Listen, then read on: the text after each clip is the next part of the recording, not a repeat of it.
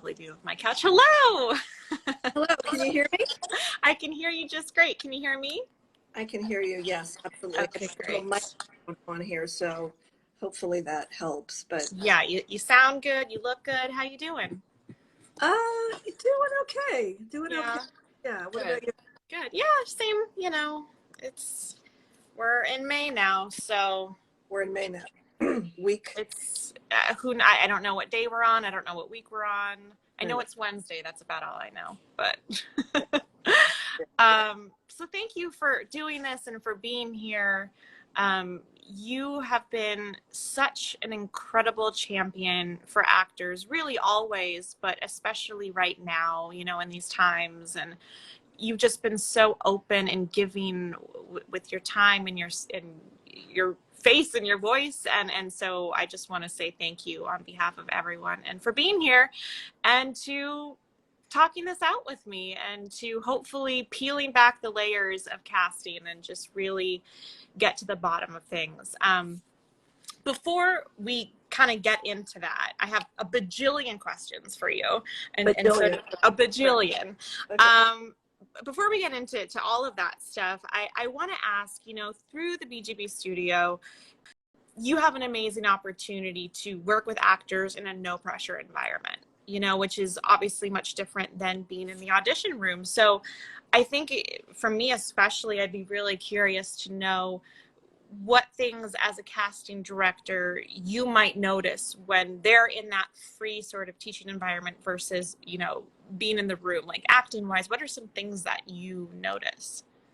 Well, it's a funny thing, and I think it depends on the class and the environment, because we've got a lot of ongoing classes where actors are there just purely to do the kind of work that is like a workout, like go to the acting gym and just work out. Right.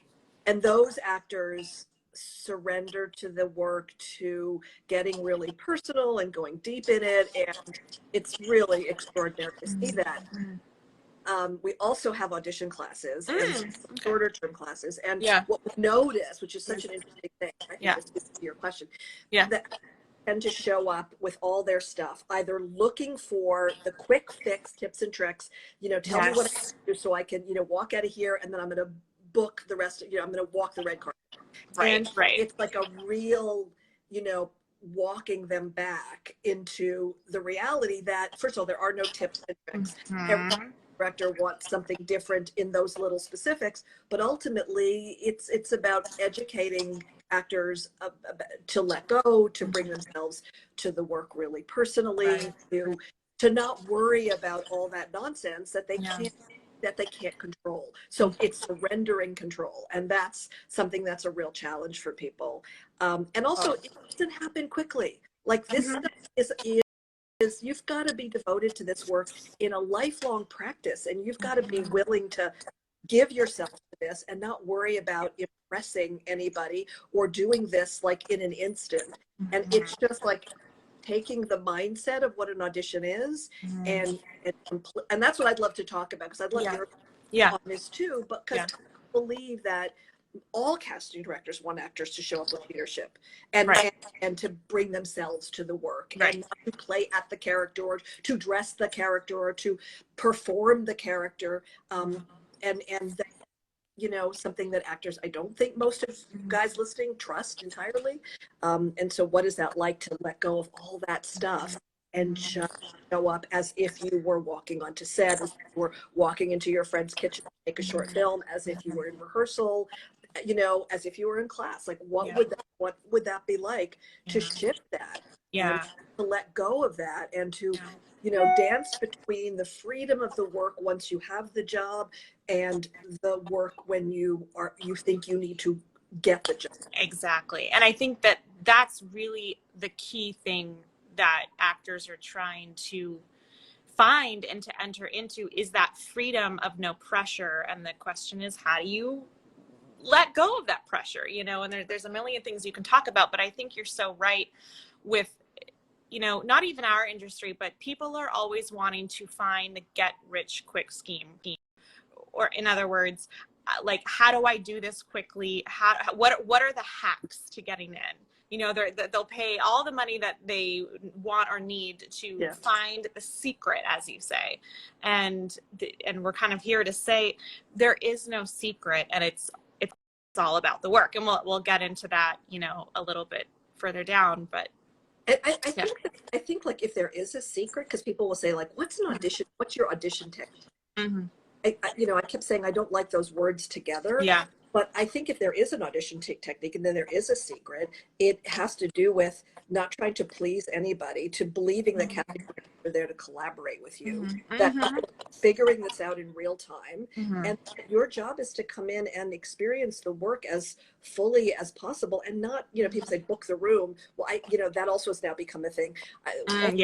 All that means is like you see that when an actor shows up and is, you know, has made personal strong choices and is not holding on to trying to please you or impress you, and is there to say, hey, this is where it lives in me, this is what has come up for me, this is my version of this thing, I'm going to offer that to you, and see, you know, and see if you can figure this out, right? And then simply you've earned a seat at the table as a collaborator, as a leader, as somebody with a point of view. And that's, to me, an audition technique. That's the secret, you know. And show up with that kind of generosity and that kind of spirit of collaboration, like we're all in together, and then see where it takes you. And it doesn't mean that you don't do the work, the preparation, but it means that you do it from a place of knowing for yourself, and you don't ask permission from the acting director to show up. I've heard someone say once, almost treat it as an acting exercise. When you walk into that room, just harness whatever those, you know, acting techniques that work for you, and just use that and say, I'm doing this, you know, as an opportunity to show what I can do, and to meet people, and to have fun, and to just use that inner monologue for yourself, and use those acting techniques, and just, you know, essentially act that role, you know what I mean, and talk to yourself in order to get yourself through that. But and there's a lot of go ahead. No, it makes sense, and you have to just figure out what that is for you. Exactly. So, you know, but it takes practice. It takes you know, the concept of this is what I have to offer. It takes like letting go of needing permission to do that kind of work that you know how to do so beautifully. Yes, and you're right, it does. It takes time, it takes practice. Real quick before we dive into more of that, you know, there's a lot of different theories floating around with production going back, in our industry getting back into order, and there's articles, and there's you know, blog posts and whatever. I think it's interesting to hear everyone's perspective on it. So starting off with, how do you believe our process is going to change? Maybe if you have any thoughts on how it's going to change for production, you know? Well, I keep hearing about all of the safety stuff, you know, something even for our studio going back, and it can be daunting, you know, continuing social distancing, signing waivers, giving your life away, having your temperature taken, just having everything sanitized, changing what the work is so that it's more intimate, which I've heard a lot about, which I like, So, I mean, that doesn't bode well for action films or from films with, that big, huge scenes. But I think the work can and will be more intimate. And aside from that, I think we're going to be in this virtual space for a little longer. And I've noticed, and I'm sure you have, that self-taping has become more and more prevalent. Yes. This reason it was insane how much of a tool it was, and a good one. I'm all for it, and I teach self-tape classes, and I believe self-tape is incredibly powerful. But I think we're going to be in like a virtual audition space for a while. And I've talked to a number of showrunners who are asking me and us, like, what does that look like? How would we do that? And so, and I've been talking to a couple of studios about that. So this is what we're noticing really works. So let's see what that looks like, because I think there's no need, in a weird way, for actors, casting directors, writers, producers to get in a room if they don't have to. And I'm hearing a lot of is like people will get in a room. They'll do meetings. People will do production meetings for casting sessions, and then it'll get back to what it was. But this is, for me, I look at this as a great new tool, a Yeah. great new way to add to our process, Mhm. not substitute it. And Yeah. I'm loving it, because what I'm seeing, which is blowing my mind, and I'm mostly seeing it in class, even audition classes, is that people are more relaxed. They're home, they're in their own space, Yeah. and they are working on camera, like on like this, in ways that they never trusted before. Okay, third time's a charm. I'm back. Are you on Wi-Fi by chance? I am. What do you mean on Wi-Fi? Are you connected by Wi-Fi? Is your Wi-Fi? Are you using your? I just checked the Wi-Fi again. I moved into another. I moved into a different room, so maybe it'll be better. Yeah. I don't know. Apparently these happen. This thing happens. I'm sitting. My router is right here, which is why I'm like, it's, you never know with these things. But we'll try again. Okay. Because we were just kind of really getting into self-taping and talking about how, you know, that's going to be such a big thing coming out of this, and things that you've noticed. And I think it's so massively important. You know, self-taping, yes, there are technicalities involved that you need to be aware of, but at the end of the day, it's always going to be about the best actor. It's always going to be about your craft, and you obviously want to make sure that you can show us that in the best way, you know. So nothing, your acting doesn't change. You know, you want to make sure you're lit in all of these things, but the acting, it's the work that you've put into your craft doesn't change. The one thing that I was going to add that I've noticed is, you know, when we tape actors in the room, we have control over, you know, if we zoom in on you on certain moments, how you're lit, you know, we have a lot of control. When you're self-taping, you are your own producer and director. And I think what happens, and this is something, I don't know if you've noticed this, but I've noticed that actors tend to get a lot more in their head with self-taping when they're not actively speaking. So when they're supposed to just be listening, they feel that they need to do something to keep us entertained. And it's not necessarily warranted, you know? You know, we don't really need the reaction to show that you're listening. Just listen. That's a hard thing for people to trust, I find, you know. What is going on? I know that I'm seeing on my feed, there are like 40 lives right now. So can you imagine if, you know, okay, somebody said we're perfectly clear now. Okay, we'll try it again. I'm so sorry, you guys. Yeah, I'm so sorry. I'm going to go ahead and blame Instagram on this one. You know, this is the first time I've had this issue, but let's keep going. We're not going to give up. So anyway, yes. Oh, so you were talking about listening in self-tapes, and you know, I love that you're bringing that up, because you know, it's a not trusting thing. Actors tend to say, oh yeah, I wasn't listening to the other person in my seat, trying to figure out what my next line is, and that happens in the audition room as well. Yes. And I talk to actors a lot about, like, editors will often cut to the person listening because it's more active, and then they're representing us as the audience listening to the other person. And so you can be active listening, but you have to really be listening, like really genuinely be, and that has to do with how you have that conversation in the scene, how you come to that conversation really to make something happen, to get something, to offer something, to be affected, to affect the other person. And that's the thing that I think is one of the biggest issues in auditioning, you know, altogether, but certainly I see that in self-tapes as well. The trust that you are, and sometimes it's like, well, I'm reading with my husband and he's a terrible reader, or I'm reading with somebody virtually, or I do my lines back and I'm like really worried about all these crazy eye lines, or whatever the thing is that people are worried about. And it's like, but who are you talking to? You're still having a conversation with a human being.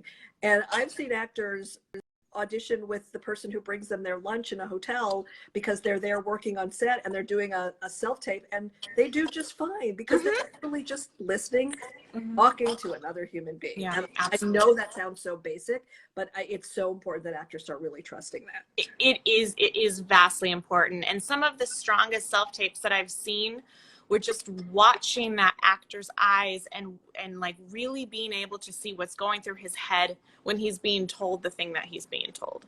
You know, it's so strong. And that was he wasn't reading with anyone special. He didn't go to any special self-tape, set up or anything. He was just so present. Yeah. And it was so strong, and it affected me. And that's something that I've just noticed. And I think it's definitely, a lot of casting directors and actors are asking, well, what can actors do to stay proactive right now? And again, just hearing from everyone and you that we are going to be going into this new way of doing things, and more self-tapes and things like that. And you got to work on it. It is a little bit of a different muscle, just like going from theater to TV is a little bit different, But let me ask you this. Why do you think the muscle is different? Because I've heard people talk about that. What's different about the muscle of being in a rehearsal where you're letting go and you're just in process with showing up on set to do a short film with a friend or a big production, being in class, being, in an audition, doing a self-tape? The work is really the same kind of work. Totally.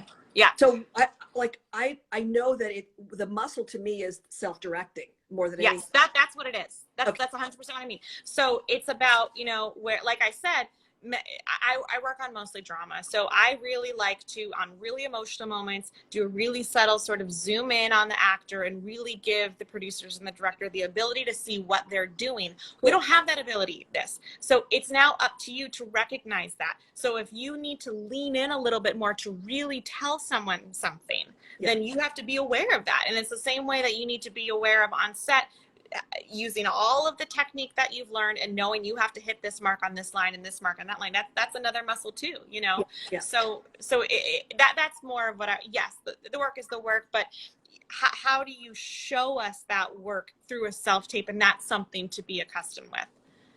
And I think what it takes is just realizing that you do have to self-direct. You do have to make, and not worry about, now, like people might think, oh, well, how do I zoom in then?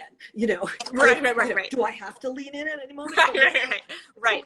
But it just speaks to that. I would say to actors, and I really mean this, again, if you were going to show up with this scene on Saturday morning because your friend said, listen, I lost an actor, will you come be in this for me? And I'm just handing you the scene at the last minute. You would show up very differently. You would be like serving the material. You'd be serving the story. You'd be serving your friend. You'd be serving the work, right? So that's where your head would be. So if you can look at a self-tape as don't let the technical stuff bog you down. We want to hear you. We want to see you. We want to hear your screen partner, right? And that's it. And some people care about a background. Some people don't care about a background. The fact is we just want to be distracted by something. But whatever that means is follow the directions, because there may be some specific ones, and then show up to work. I had this great conversation with Tim Matheson. Love him. So I was doing this thing for a show, and we needed someone to play a guy in his 70s, and there was a big list of fancy people, and they weren't available, or we needed a huge spread of time, right, for somebody, and nobody wanted to commit to that because it was a little bit strange. You're doing a scene in November and a scene in February, and that's So I started to reach out to actors, great character actors, who 3 of them ended up with other parts in the show. And these guys are in their 70s. They were revered in the 80s. Right. They won Emmys, they won Tonys. Right. And some of them were in New York, and they didn't know from self-taping. They didn't know the rules. They didn't think there were self-tape things to do right or wrong. And when I was watching, I watched these amazing guys sit down at their kitchen tables and just do a scene with their wife or with somebody else, and they just honored the work, and they didn't have all this stuff in their heads. And Tim Matheson did, and we ended up casting him, and he was on set somewhere in Canada, and then he did beautiful work. And then his agent called and said, well, he wants to come in person. I said, he doesn't have to. I mean, that work was gorgeous. And they said, well, he knows you, he wants to come in. Can you do it? Listen, whatever he wants, absolutely fine. And at the end of the day, we sent one scene from the self-tape and one scene from in person, but they were all great. And he got cast. And I said to him, so what was your process? And he said, well, and he's a director, and he's been around a while. He said, you know what? He said, I was in one part of my hotel room. I was in my bedroom, and then I taped in the other room, in the living room. And he said, I got dressed in my room, I worked on my words, and then I walked into the other room. I had another actor come and do this with me. And I walked into that self-tape with the same focus and authority that I do when I walk onto set. For me, it was just, I'm walking into the work, I'm sitting down, I am now engaging in the work, the camera's on me, this is my take, but I am doing this the same way I would do it if I showed up to work on set. I love that. Isn't that great? Like, what a great mindset. It's a great mindset, and it's also a reminder to trust the whole process, and to know that that process isn't much different than coming in and doing it on camera in our office. You know, yes, you have the setup or whatever, but, and you know, like you said, the backdrop and blah, blah, blah, blah, blah. But if you see great work, that is going to translate. And while I don't recommend this, I always like to bring up a self-tape that we saw for a project once where he didn't have any other option at the time. I don't know why, but he self-taped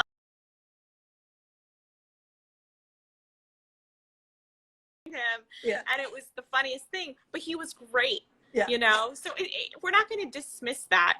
I asked if before I send it to Hulu, if he could please, you know, retape maybe without cattle in the background, and he did. But the point is like what he did was just great. And what happens is that, you know, even if you have cattle in the background, sometimes that is the kind of thing that, you know, brings somebody at an executive, you know, or a bunch of executives. I've had that with, like, stuff goes up the flagpole at the studio or the network because everybody's so entertained by that. I'm not right. We're advocating for you guys to have cows in your self tapes, whether you're on the farm or not. Right. But, you know, the work translates if it's great. And I don't know one showrunner or one executive or one director who has said, I need an actor to stand in front of a blue background. I've never heard that. And they always say to me, why are they doing that? Like, if that's what you do in an audition room sometimes, it seems absurd. And then they see the edges of the blue thing that you just popped up. And it's like, or the sheet or the, it's, you know, or the crumpled, you know, curtain that you've just hung. Like, what is that? Like, just know that these are like archaic ways of doing things and nobody really cares. Yeah, sometimes it's distracting when you have a cow or a bookshelf or with tchotchkes or something else, but you know, you do the best you can with the background, but don't spend your energy and focus on all the technical crap, because it's going to get in your way. And another thing is, I'm curious what you think about this, because what's happened with self-tapes is actors are required to really know their words, so that, you know, that you could come into an audition with a piece of paper and you could look down at it, and some people are great at it, and I always advocate for actors to get used to being able to stay in the scene but look down if they have to. Yeah. But for self-tapes, it doesn't seem like that is really possible. And that, to me, that is stressing people out to no end, especially when it's 3 scenes for a pilot and it's 17 pages of dialogue. And they got it at midnight and it's due the next day. So what are your thoughts about all that? So I think it all comes down to framing, and that's usually what I tell actors who come in the room and they say, can I use my sides? I always, and I'm sure you do something similar, do a medium close-up shot for most of everything, you know, especially for the drama stuff. If you're too far away, we have no way of connecting with you, you know? So I have questions that actors have asked ahead of time and you don't see them. You know, because you don't need to see them. They're right down here, but I have them so that I don't forget to ask the questions that actors have asked. So it's just, it's in a way the same rules apply, but it's just about knowing setting up, you know, having your reader if possible, or someone who's not even reading with you, just stand in front of the camera, frame it up, know where your sides can be, being aware of that, and then focusing back on what matters. And I'm never against actors holding sides. Same thing, especially if it's just a security blanket for them and they just feel safer holding it. You know, I don't want them to worry or think about, I want them to focus on the work. Obviously, however, there's not much you can play with and direct if their face is always buried in the sides, obviously. So yeah, I mean, while it's always best to be off book as much as possible, I think that there are certainly ways you can still hold your sides in a self-tape. Just being aware of the frame and where you're holding those sides. A lot of actors actually like to have them on the floor, and they print and they kind of blow up the text sometimes. And if that's helpful to you, that's great, as long as we're not losing too much of your face. Yeah, there's all kinds of stuff you can do off camera. And I guess it also reminds me that if you know the scene in your bones and you need to look for a word here or there, that's different than memorizing your words and just sitting there waiting for your next line because you can't remember it. It's a different way of approaching the scene.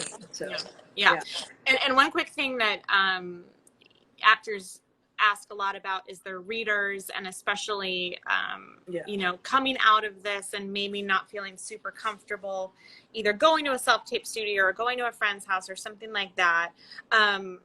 Someone had mentioned earlier that something that you can actually be doing right now is creating little reader groups for yourself. So a group of like 5 to 6 actors who you all know, you all try, maybe it's from class, you know, and you just kind of go on a group text and you have this understanding that you're going to help each other out and be readers for each other. And you really just need 2 devices for that. So you can record on your phone or your computer, and then you can FaceTime with them on another device, and then you email them the sides ahead of time. And that way you're always working with someone you trust. And then if they need a favor, you can be a reader for them. And it's just a really nice way to kind of help each other out and focus on creating that group for yourself right now. I love that. I love that. Yeah. And I think actors worry about imposing on people. Yes. But, you know, I believe, and this is one of the pillars of our studio, that you have to really grow your community and have a support system of people with whom you collaborate. And so it's great to have that and build that. And this is a great time to do that and reach out. Worst case scenario, somebody says they can't do it, but have those people who you can just, you know, call and say, I have this self-tape coming up. Can you do this with me? And now, while we're in this sort of virtual space, also, you know, you can do it very easily. I know that people get challenged with the sort of last minute thing and not having somebody at 10 o'clock at night. And you know, everybody's got the same restrictions, the same limitations, the same time frame. So you got to find a way that works for you, whatever that is. And even if you have to do it with somebody who's not an actor, you can also develop those people, teach your husband or wife or mother or friend, you know, how to do this, and let them talk to you. And, you know, again, it's like 2 human beings having a conversation. So you can find that outside of just your home. But when I see actors support each other and create those kinds of self-tape communities or audition communities or coach each other, it's really, really helpful and wonderful. Yeah. And I'm a big advocate on, you know, what comes around goes around. So I really think that, you know, if you find that you're being a reader for someone more than they're being a reader for you, the most amazing things come out of it. You know, one of the things we have in the studios, we have these really wonderful collectives of class cultures and people supporting each other and doing that for each other all the time. But, you know, I've seen people, I know 2 actors who were in class, and one person was being the reader for the other person and then said, you know, I love this scene for you. And then the person who was auditioning, doing their self-tape said, but you'd be great in it too. Do you want to do it? And the other actor said, well, I don't want to impose on your audition. And they said, no, I think you should do it. So they switched, and this person sent it to their agent. The agent loved it, sent it in, and the person was called back. The reader was called back. Wow. And I don't even know where it went from there, but there was such a generosity of spirit in that, and it was such a cool thing. And so again, like, let's not feel competitive with each other. There's no space for that, you know. There's nothing productive and good that comes from that. You know? Okay. So with that said, I want to head into our sort of no bullshit. Yes. Chat. And here's what I want to say. You know, something that drives me absolutely bonkers is all of the rules that are put upon actors. There's so many rules, right? Your reel can't be more than 2 minutes. You need a social media presence. You need a slate shot if you want your audition to be seen. and they're coming from their agents and their managers, whom I love and adore and depend on them for their jobs. But there's so much information floating out there, and it's confusing as to the why there's all these rules heading out there, and just see your take on it. You know, I feel like a lot of these rules that actors either give themselves or that other people give them is because there is a feeling of a lack of control in an environment, you know, where you feel like you don't have a lot of control in your career. Like, I can go to Vistaprint right now, I can make a postcard, it's fun, it's something tangible that I know is achievable for me and that I can be doing to help my career. You know, that's something that in my mind is proactive, because I'm not getting auditions, so I'm going to do this. So it feels like I'm doing something, you know. Right. So I'm curious what you think on that. If you feel like it's all of these rules come from a place of, again, trying to find the quick way in, or, you know, what's your take on that? Yeah, I think actors are scared. There seems, this goes back to my concept of leadership. So nobody wants you to walk in a room and consider putting $7 million of their pilot money, or even like $500,000 of their money that they raised themselves, or anything, on your shoulders if you don't know if you're going to sit or stand, if you don't have some decisions made, if you're not entering this, you know, and on the same level as everybody else involved. Yeah, you may not have the job, and they do, but they had to work for the job. The writer, the producer, the director, the casting director, all had to get there, and everybody, and people are looking for you to walk in and take leadership in this. It's the same thing in all these decisions.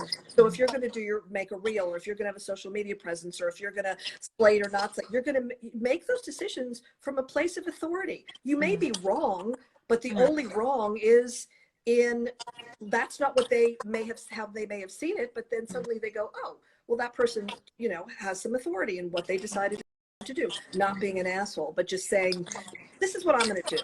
I'm going to sit because I want to sit for this scene. And then you say, we'd love you to stand. And then you go, I can do that too.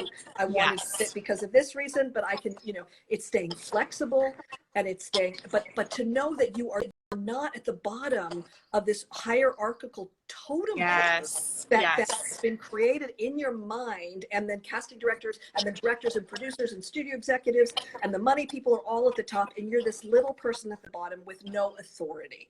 So how can you make any of these decisions? Yeah, sure. Get some feedback on your reel. Yeah. But if the work is good, casting directors will, and whoever is going to look at it, they're going to look at the work a little bit here, 5 seconds here, 10 seconds there. You know, this scene, it grabs me, this. But you know, if the work is strong, then a minute's fine if that's all you have, and 7 is fine if that's all you have. And you can do different versions of your reels. And sure, there are advice we can give about how to do some of that. And you guys have your, just to give you guys a plug, the casting director cut, you know, to help advise actors on reels. So get some advice on it, but don't make yourself small in that. You know, you are not small, you are necessary, but you have to show up to the work with, and all your decisions with a point of view, with a voice, with authority. And then everything else becomes clearer and easier, and you're not asking. I've seen some of the questions that you guys and Erica and Kara, and you know, asking actors to, you know, ask me anything. And every time I see one of those questions, I think, asked you this, you would have an answer. So why are you so afraid to? Why are you not trusting yourself? And if you don't know, what you're asking is, hey, can you collaborate with me, advise me on my material, if you want to go to the real thing, rather than tell me how long it should be exactly, or else you won't consider me, or you won't watch. Like, you know. And so I just really say to you guys as actors, like, take some leadership in that. And also, if you're speaking of reels, like, you need a good reel these days. So how, you know, and an actor said to me the other day, I was told by my agent that I can't use anything on my reel unless it's done professionally. Oh, I can't wait to talk about this. And so I'm going, like, what does professionally mean? Like, you don't want to do something where you're in the corner in the dark, you know, and we can't see you, and it's ridiculous. But I've helped actors get work based on their reels that have, you know, short films that they've made. And I advocate, as does Steve, like for everybody who comes to our studio to write and to make work. And so if it's good, if it's strong, if it looks good, then of course you can put that on your reel. Yeah. You know, I'm even turning around a little bit of the whole self-tape mentality.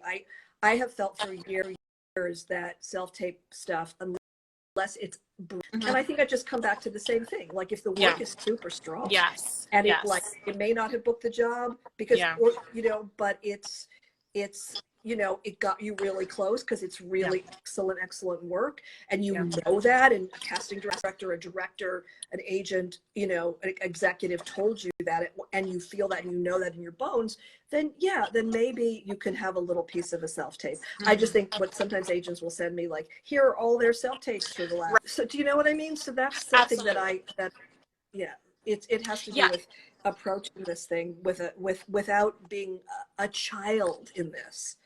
You know, and you got it, and stepping into yourself and approaching it with that kind of voice and a force to be.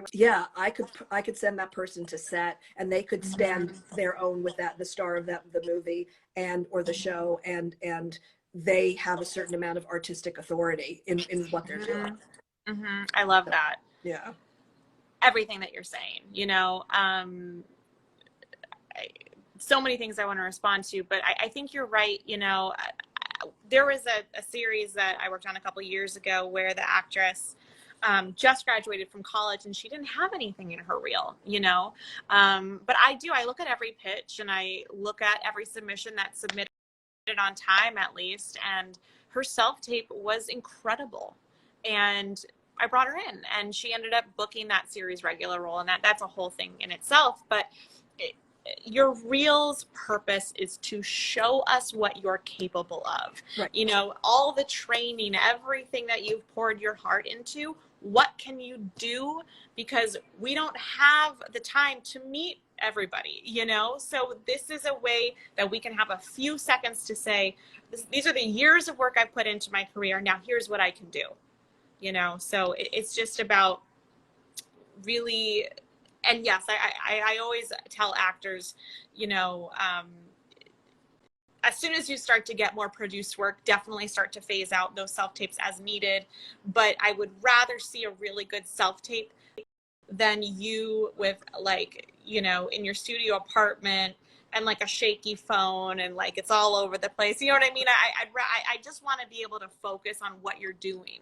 And if that means a self-tape and that's better for you, then great. If you have the ability to have something professionally produced, or that a short film or whatever, and you have that, great. But you watch it yourself. Are you engrossed in it? You know, I mean, how do you think we're going to feel if we're watching thousands and thousands of submissions?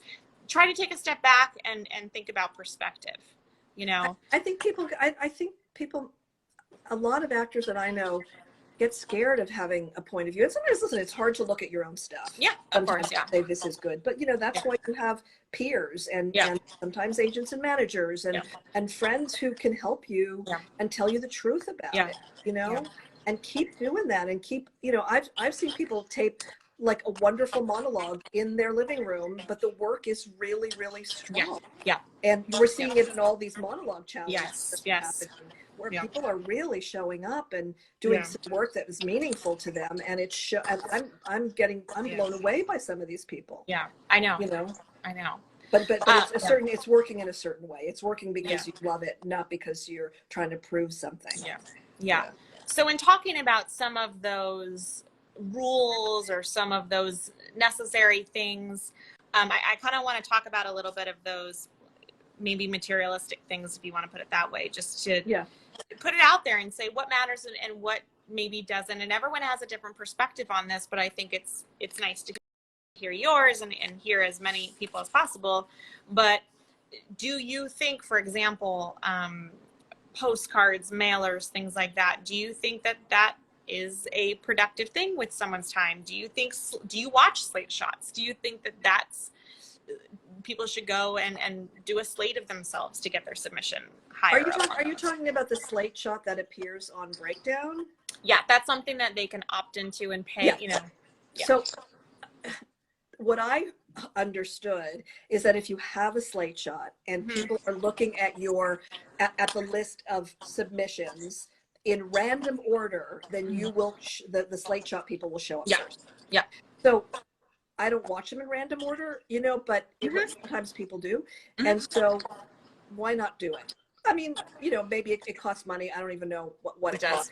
Yeah. But why not invest in that? But if you're going to do it, then again, talk from a real place. Don't just stand there and go, hi, my name is Risa, and I'm 5'2", and I'm represented by so-and-so. Like, you know, I saw one guy did something where he said, look, I'm a fat guy, and I don't think you want to see me with my shirt off, but in case you do, and he took his shirt off, and he goes, you probably don't, but here I am. And it was fantastic. I thought, how great is that? You know, he was really funny, you know? So, not that everyone should take their shirts off, but you know, how do you talk? Again, it's the same thing when you slip. How do you talk from a really personal place and just say, this is who I am. Nice to meet you. You know, here's my work, and I hope we can work together. I mean, whatever it is that you're saying. So I think that certainly can be useful. If you, I know that some of these things, you know, posting in all these different platforms and putting a certain number of headshots up and a reel up and the slate shot up, all that costs money, but it feels like it's an investment that may be certainly useful. Again, if you want to do it, do it. If you don't. It's not going to make a massive difference in whether or not people see you or audition you. But if it gives you a little bit of a leg up, that's great. What did you say before the slate shot thing? Like mailers. Postcards. Yeah. Okay, so I have big feelings about this. Okay, great. And that is that however you approach casting, however you approach agents and managers, think about doing it from a place of offering, not asking. So if you're reaching out to people and you're saying, hey, look at me, see me, cast me, you know, watch my reel, you know, here I am, here's my materials, and here's my newsletter, and here's my postcard, and you know, and it's just generic stuff, and it's loud and in your face. It creates anxiety. It certainly does for me. I'm like, what do they want from me? I can't help them. You know, people are sending me stuff on Instagram and like, go away. And so here's something that happened recently before we all got are staying at home. So I got 2 invitations one week to go see people in shows. And I don't have, none of us have a lot of time. I come from theater. I love theater. I will go when I can. The first invitation was, hey, I'm in this show. I want you to come see me, and I'm doing great work, and I'm playing this part, and blah, blah, blah. And I was like, yeah, okay. I don't know that I can. The second one, and these were both people I knew of. They were complete strangers. The second one came from somebody who said, I want to invite you and offer you a night in the theater that is going to blow your mind. You're going to have the best time. This is an incredible writer you should know. And there are actors doing amazing work. And I know that you'll love this kind of material because I know you. And I think that this will just be an extraordinary experience. Oh, and by the way, I'm in it. But right. And I was like, oh, someone invited me to something. Someone offered something to me. Like I'm a human being who needs to also spend my, 3 hours, 4 hours of driving to the place and seeing the play and whatever. Like that's important, valuable time to me. But so the second one, I emailed back. I said, send me the schedule. When should I come? These are the best kind of days or nights for me. I went to the show. It was great. It did speak to me, and the actors were great. The writing was great. The production was great. I didn't even respond to the other email because it just felt like somebody was asking me to come see them and focus on them and also do something for them. Right. So what would it be like if you offered something rather than asked? If you had something to share that was of value to a casting director or to a director or producer or somebody like so and also that had an aesthetic to it. So I get postcards that are those little postcards that are glossy that have the little sticker on the back that says see me and my co-star on NCIS, and I'm like, I don't know, what is this? I can't even read it. There's too much stuff on there. It's that little, but then I'll get some really cool postcard that is again, a personal statement from somebody that is aesthetically pleasing that I would put on my wall, that might be funny, but that will reveal something about that person, Yeah. will offer something of them to me. Right. And so this is cool. Yeah. And I'll hold on to it and I'll remember them. And based on that, recently, that postcard was sitting on my desk for like 2 months. I was trying to figure out, what do I do with this? I really love it. And then I couldn't cast a part, and I looked at the postcard and I thought of that person and I thought, shit, yeah, why didn't I not? And I brought them in and they were cast. Wow. And it was because the postcard, you don't hear those stories a lot. but the postcard was so friggin' cool. Yeah. And that was different. Like that postcard made me laugh. It entertained me. It was a funny sort of take on somebody who doesn't think that he's sexy. So he did some sexy posing. Mm-hmm. It was so silly and so funny and so wonderful. So there you go. But yeah. that's a whole other mindset. So whatever you do, whether you email people or send them a postcard or send them a headshot or, you know, reach out to them in some way, like, again, not putting yourself in this hierarchy where they are better than or know more than or have more authority than you. And what can you share? If you were going to send a birthday card to a good friend, how would you approach that? What would you offer that person? Right. Why not offer that to Cassie? Right. I think to sum that up, I always talk about being an intentional person and an intentional actor, and people remember that. And like you said, we're people and we're humans and we like to laugh and we like to connect with people. And I think that's, yeah. You know, and it speaks to what you guys are doing. So we did that Zoom cast with you, got a bunch of you guys who are offering all this amazing stuff to people. And I think it's the same thing. Like, you're doing that in the spirit of offering. And collaborating and sharing and being affected by each other, human to human, artist to artist, profession to professional. That kind of approach to the work is significant. And if actors can come from that place, then it's really different than please love me, please love me, please tell me I'm good, please, please, please. Like, that's hard to take, you guys. It's hard to take, it's hard to do. That's a world of anxiety to try to get people to love you instead of just, you know, share what you have to offer. Exactly. Really, and with generosity. Yeah. Yeah. And that goes along with something I was going to say with the whole, the rules and the yada, yada, yada, and actors trying to find a way to control their career. But what you just said, that is something you can control. You can control being intentional with your time. You can control the people you surround yourself with. Yes. You know, these are all things in your control. You can control the classes that you take. You can control the vitamins you take. You know, the list goes on and on. And to be aware of, yes, the industry may seem so far away sometimes and scary, and we might seem like we're on different planets even though we're not. There's a lot of things that you can control that's worth your time, and to just remind yourself of that and to take action with those things. And so I think that kind of goes a lot. And to do them because you love them. I mean, you're an actor for a reason. You know, you're not there to torture yourself to get to make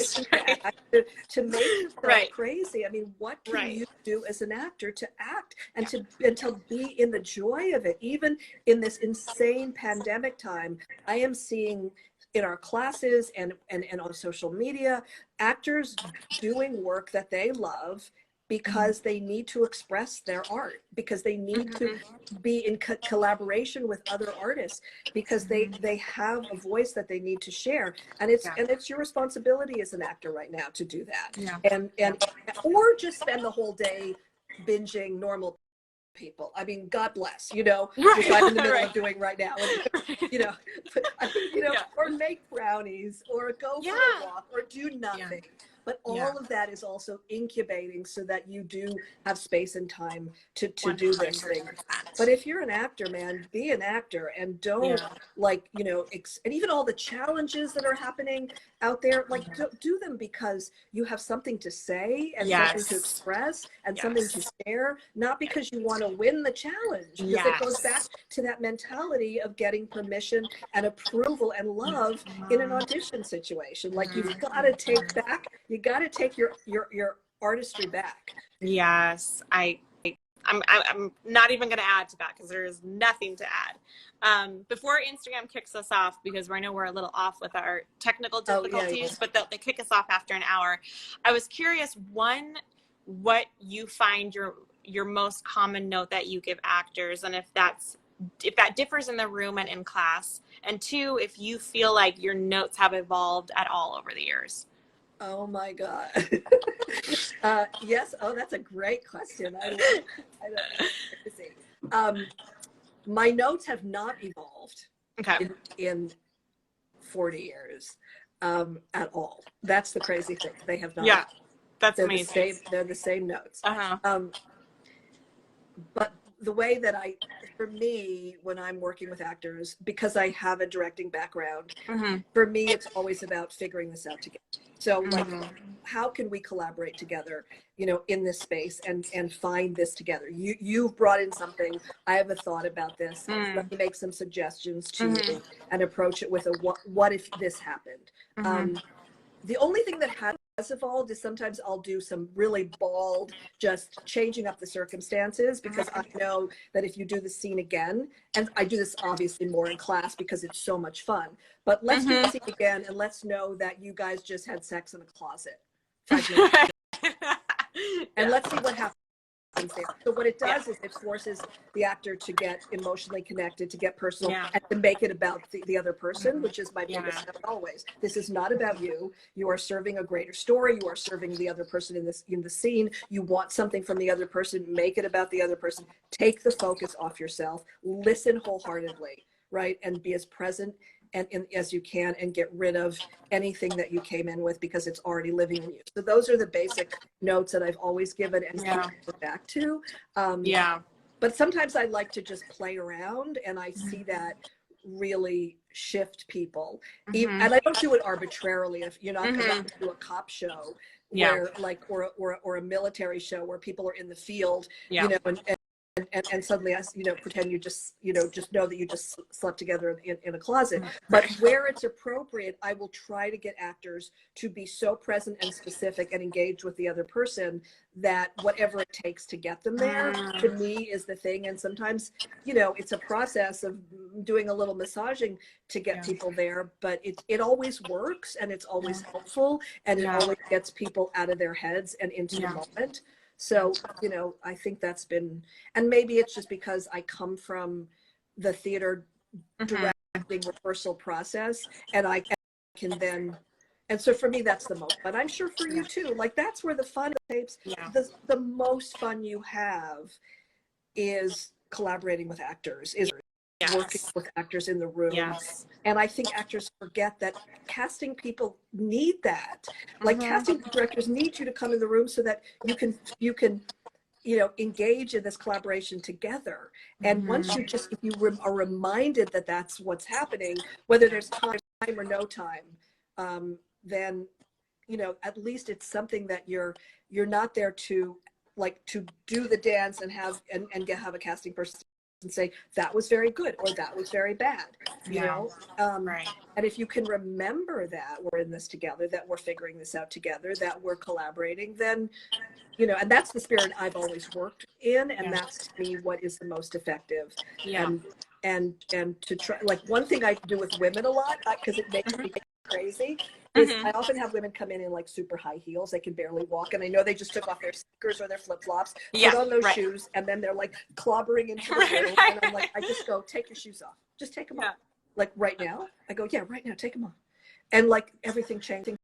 And I always feel that a costume or a part of wardrobe, if it helps you feel a certain way, go for it. But because your agent or manager said this network wants you to look hot, and then suddenly actors have spent hours and hours on makeup and hair and wardrobe and stuff and high heels, and it's like, wait a minute, you're cleaning vomit off the floor in a hospital ward. Why are you dressed for a cocktail party like at Lincoln Center? Like where's the, so there's a huge disconnect in that. And so I just again try to bring people to themselves and to honor themselves in the storytelling, and be as specific and personal as possible in this. And then they show up, and then it's like, oh, magic. But you know, also honestly, real talk, sometimes you just don't have the time. Yeah, but I think that goes back to, again, talking about all these rules, like you were saying. If I'm going in for a nurse role, I don't put on scrubs. And who said that? you know, why, if that helps you in any way, I don't care. Personally, Yeah. you know, Yeah. if you want to walk in scrubs and that help, what do I care? I'm only going to see you from here up anyway. I'm just going to see like a teal t-shirt, you know. And it's the same thing goes for props. And I think it's like you've been saying, it's really just common sense, and you know the answer to this. You know, if you come in with a giant Mary Poppins bag full of props, probably not the best idea, right? Yeah. Yeah. That's, you don't need to do that. If you Yeah. want to come in and you're a doctor giving a briefing and you want to have a clipboard, sure. You know, I mean, at least for me. But it can't be about the stethoscope or the clipboard or the bag of props. Absolutely. And I think what happens is people get used to, so I'm going to do this scene and I'm going to hold this thing. Do you know what this is? This is like to clean your computer. Yeah. But it's like, I'm going to hold this thing now, and this is going to be my prop, and I'm going to make it about this prop, and I'm going to have the clipboard. I'm going to do this thing, and if it helps you, you know, if it makes you feel like you're of the world, absolutely go for it, but don't make it about the props. Or it's not going to not get you the job. But if you're wearing the scrubs because you want to look like the role, not so much. If you wear the scrubs because they make you feel like you're in the world, sure, that's fine. Yeah, absolutely. The scene is not about the stethoscope, you know, especially that's something that I like to talk about too with procedurals, is knowing your purpose in the scene, you know. Absolutely. And not, if you're a nurse coming in to tell the doctor something, this show is not about you, you know, and to understand that and to trust that and to not bring an over the top choice to get the role, because that's not the right choice, you know, and to just know, you know, your place and everything, and to trust that. It doesn't mean that you don't make a choice and you don't bring yourself fully to it. Of course, but one of the things that you can do is say, okay, I'm the nurse and I am delivering this information to the doctor to create more urgency. Okay, so what am I there to do? I am there to help that doctor understand that there's now more pressure on her. Yeah, that's my job. So I am now. So now what I'm going to do is I'm going to offer that to that human being, and in doing so, I will put more pressure on her so that she is now in a tailspin and can't do her work, which she needs to do to serve the bigger story, right? So now that I know that that's my job, like, how do I then deliver that? How do I bring that in so that I'm actually, you know, in the story and doing my part in the story? And also, once you take your focus off yourself and you understand actively what you're doing in a scene anyway, and what you're doing in terms of another person, like, that's half the battle. So like, take all that focus off. Here I'm going to be the nurse. Someone said this to me once, it drove me crazy. She said, when I go out for co-star parts, I wear the scrubs. When I go out for guest star parts, I don't. Is that right? And I just thought, who told her? And she said she was told that in a casting director workshop. And so, to tell you guys, first of all, everybody's got a different way of doing this. Everybody, they're like, some people have rules for what reasons. I don't believe they hold on to those rules, and those rules are made just because so many people may go outside of the lines. But, you know, you don't have to color in the lines. You just have to color, you know, from your heart. And so nobody's going to not cast you because you don't follow every single inch of the rules. And yet sometimes there are rules for a reason. Like, sometimes there just have to be deadlines or parameters, because an executive producer wants to see a full body shot. You know, I mean, like, sometimes it has to be the case. But if you're adhering to those rules and worrying about all those things, where are you in this? Again, where's your authority and leadership as an actor in a scene? Like, people are going to go, I don't know what to do with that person. I can't send them to set. They can't be hired because they're showing up, you know, in fear and panic. And you guys don't have to do that to yourselves. You just don't. It's not going to get you anywhere. Yeah, I appreciate it when an actor comes in and actually say, do you mind if or like you were saying, do you mind if I actually stand for this one? And the scene is it's a sitting scene, but I'm more often than not, I'm like, let's do it. You know, if that's something that you feel you're going to bring something that is helpful and right then I'll see it. And if it doesn't work, I'll let you know. We'll do it again, you know, but I always, and then you'll sit down. Yeah. And that's why I always like to go with the actor's gut at first, you know, instead of giving a lot of notes, just let them do it first, and see what their instincts are. And I think it's a really important thing to see what an actor's instincts are, you know, and then obviously see how they take direction. I see we're starting to freeze a little bit. And Instagram is about to kick us off. So I want to end on a disconnecting note if possible. And just say thank you for, oh, you can't hear me? Okay. There we go. We're out of time anyway. It's been an hour. So thank you so much. Thank you. Really appreciate it. Thank you everyone for tuning in, and we'll see you later.